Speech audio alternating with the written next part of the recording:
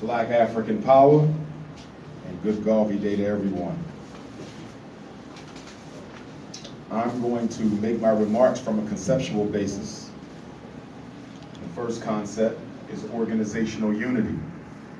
One of the contradictions of our struggle, and we have contradictions. Every organization has contradictions. Every ideology has contradictions, because none of us are perfect and all of us are human beings. And it is our responsibility and obligation to identify those contradictions and to rid ourselves of them. Every generation of African liberation fighters will have its own set of contradictions. As the times change, we must adjust to them. And as we adjust, contradictions will arise. The strength of a people is their ability to identify those contradictions as opposed to trying to cover them over. Organizational unity is one of our contradictions. If you go to any country, any continent, and I've been to plenty, there's 1,000,001 black organizations. And each one doesn't have many people in it. So how can we claim to be about African unity when the organizations who claim to have it as their expressed purpose don't have any between themselves? Organizational tribalism is the opposite of organizational unity. And as I travel the world, I don't care if it's Europe, Canada, Africa, Caribbean, North America, there is organizational tribalism. One organization wants to rule or dictate or considers itself better than others. Organizations have personalities just like people do. And whenever you go to an organizational meeting, you pick up on the personality of that particular organization. And just as African personalities can be toxic, so can organizations be toxic too. So one of the things we have to work on is greater organizational unity, because until the organizations are working in harmony with one another, they cannot demand that the people do it. Next is common purpose, not necessarily common ideology. Being in the Black consciousness movement, which unfortunately has its head in the United States of America, I see a lot of ideologues, people who are ideologically driven, whose focus is on ideology, not organization. Ideology hasn't freed anyone. If it did, we would all be free. We have to focus more on a common purpose. When we come to a meeting, what is the purpose? When we start an organization, what is the purpose? We shouldn't join an organization unless we know what is the purpose. Purpose will keep petty beefs to a minimum, because when you have a purpose, that means the function is attainment driven. There's a goal to be achieved that supersedes people's personal beliefs. But unfortunately, too often in the black community, meetings and movements designed to achieve a purpose get distracted into petty ideological debates and conflicts. We have to stay focused on purpose. And Lord knows we have a lot of purposes that we need to be existing for. The third is education. And of course, I said this at the university. I'll say it in Atlanta Saturday. I'll say it in Alabama Sunday. I'll say it in Virginia the next Sunday. And that is, until we change the thinking of our children, which means we have to create our own educational institutions. Until there is a liberated education, there won't be a liberated mind. The most honorable Marcus Messiah Garvey said, free the mind, and the body will follow. He said, don't take the kinks out of your hair, take the kinks out of your mind. How are we going to have a free and progressive and liberated African collective consciousness when we're still allowing our children to be educated by and or in the interests of their oppressors? At the university, I spoke of how there's an alien running every African economy in the world. Well, guess what? I would say as much is true for the educational systems.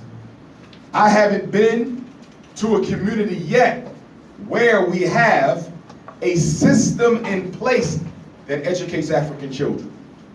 And that, when I speak of a system, I'm speaking of the macro level, not the micro. So obviously we have this fine institution.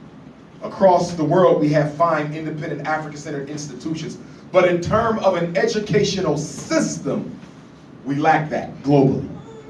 And we will never be free as long as the children are slaves. Next is code of behavior. We're the only race on the planet that doesn't have a code that we live by. Chinese have a code that they live by. If a Chinese shows up in the Bahamas tomorrow, there's a code. They don't even have to speak it. If they see another Chinaman, he will automatically behave in a way that is conducive to the best interest of that Chinaman who's visiting. Arabs have a code. East Indians have a code. European Jews have a code. Anglo-Saxons have a code. Mexicans have a code. Everyone has a code except the African.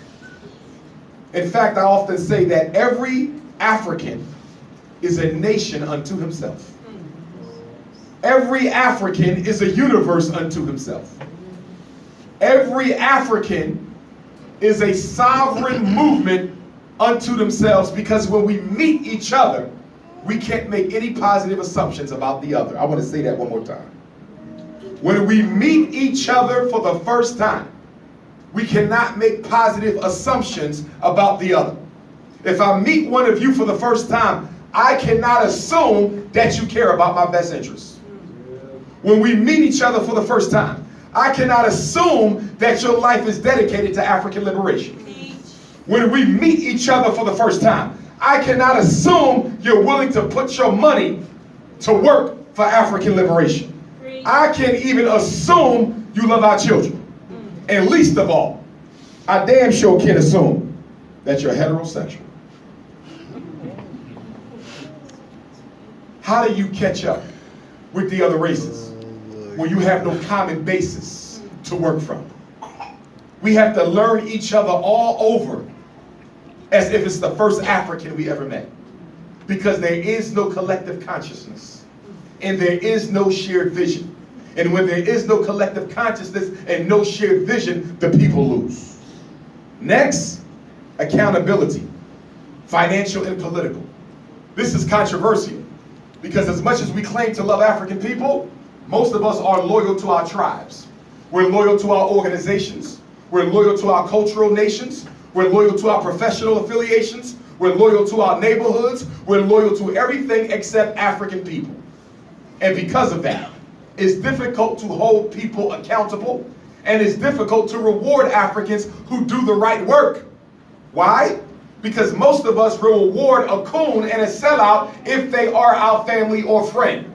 And some of us will punish a freedom fighter because they are our enemy.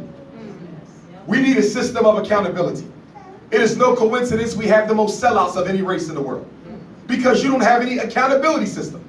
In fact, you can betray African people, go to the church, get saved, come back, and do it all over again. The next one is we need a spiritual and psychological healing system. I'm a former member of the Association of Black Psychologists. And of course, we have the Association of Black Counselors and the Association of Black Social Workers and the Association of Black Therapists. And we have them in our independent countries. But I will tell you, as probably America's most premier school psychologist, that the black psychologists are not on their job. But they're not alone. There's not a single black professional organization I know of that is on their job. The black doctors are not on their job. Black lawyers are not on their job. Engineers are not on your job. The clergy definitely isn't on its job. And so one of the challenges I have when I talk to and converse with other black psychologists, what are we doing to heal our people? Most of the self-hate is a direct manifestation of the pain that has not been addressed. When the Ma'afa ended, when colonialization ended, there was no period of healing. So we are just as sick today as we was the day before freedom came to the Bahamas. Next, and I want to wrap up, restoration of eldership. But that eldership must be a responsible eldership. As a psychologist, I know that we all have two ages. We all have two. You have a biological and you have a psychological. Your biological age will show up whether you work to improve yourself or not. But your psychological age cannot move up unless you move it up through your own personal self-development. So you can be 40 biologically and you can be 4 psychologically. And so when we deal with eldership, one of the conflicts and contradictions we have in the States is some of our elders in the conscious community are partial to certain young personalities. And because they're partial, they cannot govern in a way that is impartial to all involved.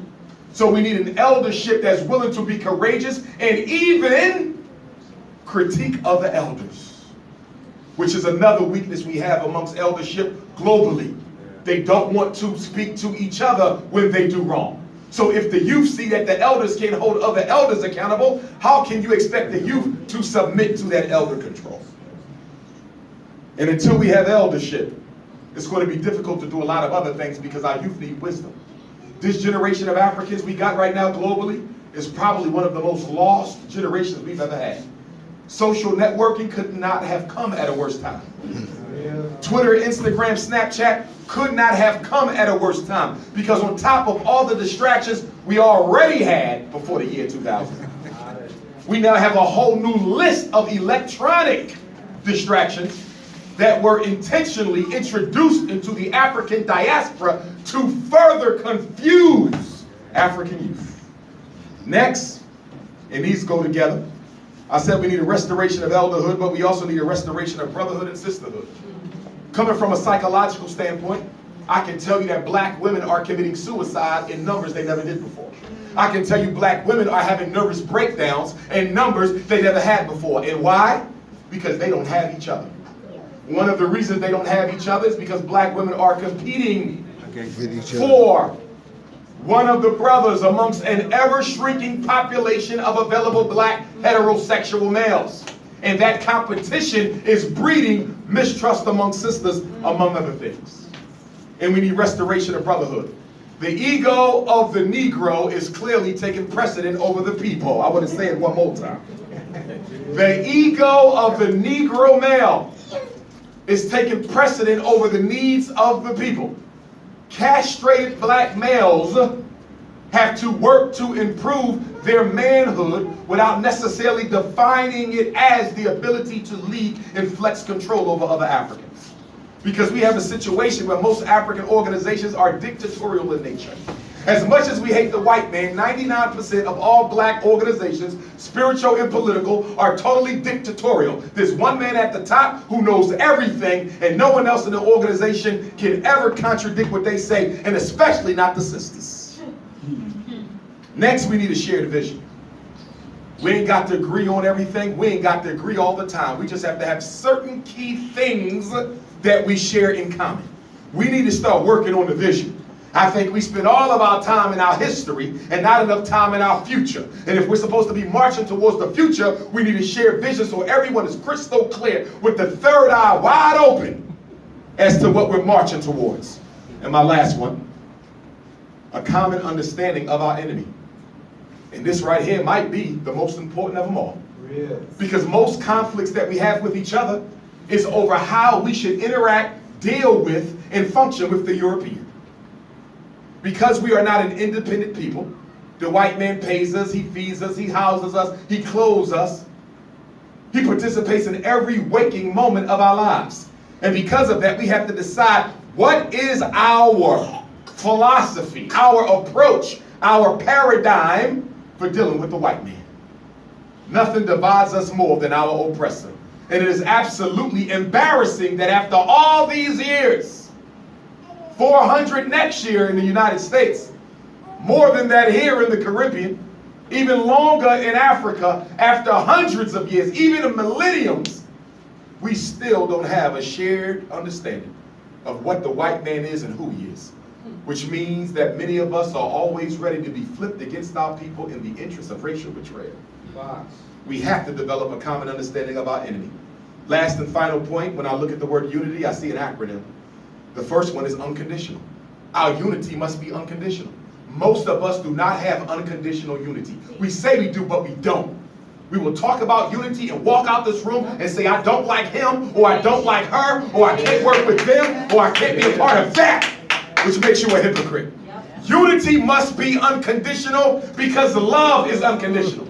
There's no such thing as I only love you under these circumstances. It either exists or it don't. Is there such thing as being half pregnant? So how can you be half united or half in love? You either are or you are not. You're either dead or you are alive. There are no halves to unity. It is unconditional or it does not exist. It is for nationalism. It is for nationalism. We have to make sure that we understand that we're fighting for an independent Africa and an independent people. The I is independence. Whatever must be done for the African must be done by the African. There is no white participation, nor is there any white money. The T is for technical and tactical strategy. We're good with the philosophy. We good with the books. We good with the ideology. But when it comes to sitting down and strategically and tactically plotting a plan of liberation, we are very weak for it, and the whole world knows that the Africans got all the principles, but they ain't got a single program. And why? Is youth. Until we initiate the youth into black Pan-African consciousness, and until we socialize the youth to work together for our unity, we'll never be free. I'm going to close with this one statement, brothers and sisters. Love for us and for each other is normal. It's a part of nature. Unity for us and for each other is normal. It's a part of nature.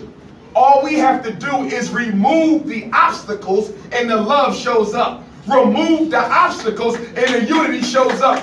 Remove that which is unnatural, and that which is natural must manifest. Black power.